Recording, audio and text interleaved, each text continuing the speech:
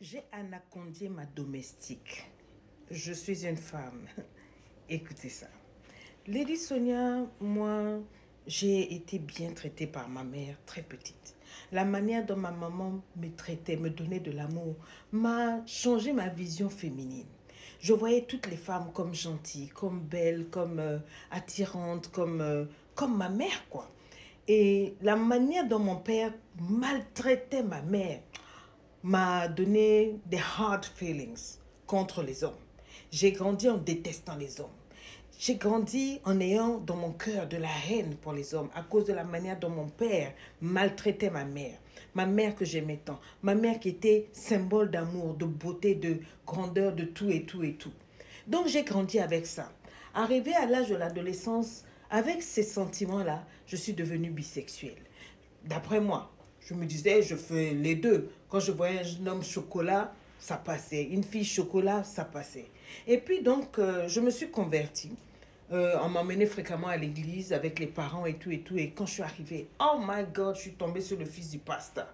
Un garçon chocolat. En tout cas, lui, le Saint-Esprit était d'accord.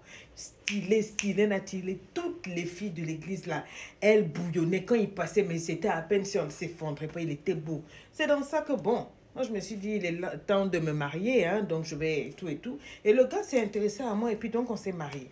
On s'est mariés sexuellement, c'était génial, surtout la nuit de noces là. Le framponnement de ça. J'ai dit, le gars a utilisé le miel, le chocolat, la banane. Aïe, il m'a fait décoller, décoller. Comment? Il m'a mis sur un piédestal amoureux. C'est-à-dire, toutes mes hormones se sont mis en branle-bas de combat. En tout cas, il m'a fouetté, comme on dit, parfait. Jusqu'à ce que j'ai eu mes deux enfants bien casés et tout et tout. Quand j'étais dans le foyer avec deux enfants, j'ai dit à mon chéri qu'il me fallait une nanny, une domestique, parce que toute seule, s'occuper de la maison, s'occuper des enfants, s'occuper de ceci, cela, ça faisait trop pour moi et que ça commençait à peser.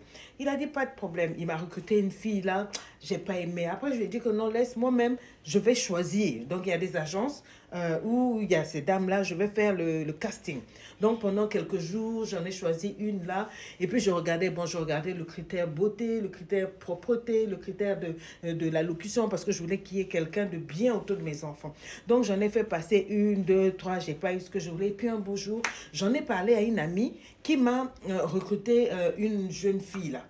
Vraiment jolie. J'ai dit, quand la petite a mis les pieds dans la maison, j'ai dit, c'est elle. Mon cœur a dit, hé, hé, on ne discute pas trop, c'est elle.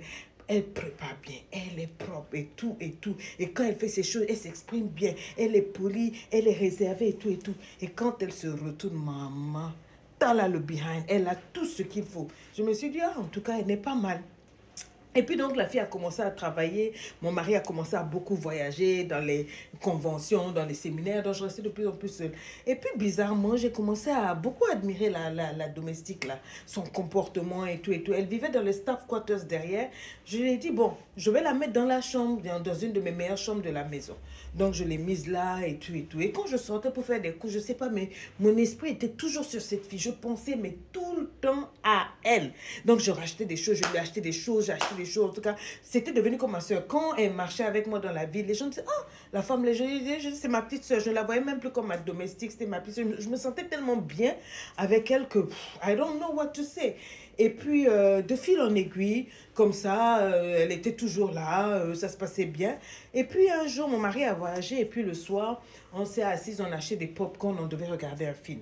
On regardait un film, et puis de fil en aiguille, tout ça, j'ai commencé à la regarder dans le silence. Elle aussi, elle m'a regardé dans le silence. C'est comme si, il y a eu un petit rapprochement, et puis dans Kakaboum, on a commencé à s'embrasser. Aïe, aïe, aïe. C'est comme si dans mon corps, ça a été une explosion. C'est comme si c'était ma réelle personne qui est sortie. Je ne me suis pas retrouvée, je ne me suis pas reconnue. Je me dis, mais ah, ça c'est moi, tout ça. En tout cas, j'ai une petite relation émotionnelle s'est mise là, donc bien en place, tout ça là. Et puis au fil des jours, en tout cas, j'ai débordé. Et puis on est allé au niveau de l'anaconda. Aïe, aïe, aïe. C'était un autre monde. Et là, je me suis dit, non, c'est pas possible. On ne peut pas faire ça dans la maison de mon mari chaque fois. C'est pas bien, genre, on peut nous attraper et tout. Bref, j'ai décidé de lui louer une maison. Donc, j'ai dit à mon mari que je vais lui louer une maison parce qu'elle a grandi et tout et tout. On va trouver une autre domestique pour rester à la maison. On a trouvé une autre domestique dont je me foutais pas mal.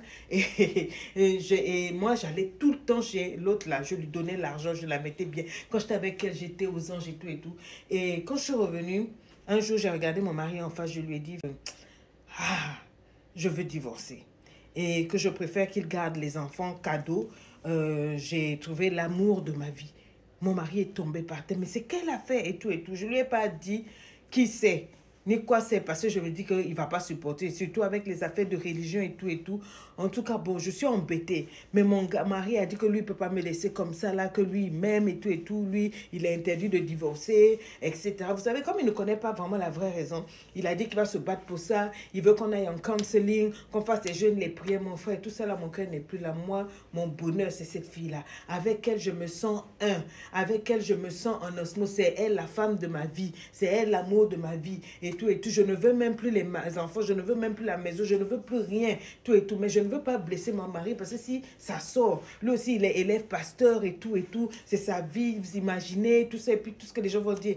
Mais moi, je veux plus de ce mariage. En tout cas, je m'en vais maintenant. Je voulais vous demander votre avis. Comment faire pour présenter ça? Parce que notre communauté, vraiment, je peux être tuée, insultée et tout et tout. Et surtout la réputation de mon mari et les enfants, qu'est-ce qu'on va dire, tout et tout. Aidez-moi s'il vous plaît parce que ça c'est la vraie, moi je suis torturée émotionnellement. À vous la parole.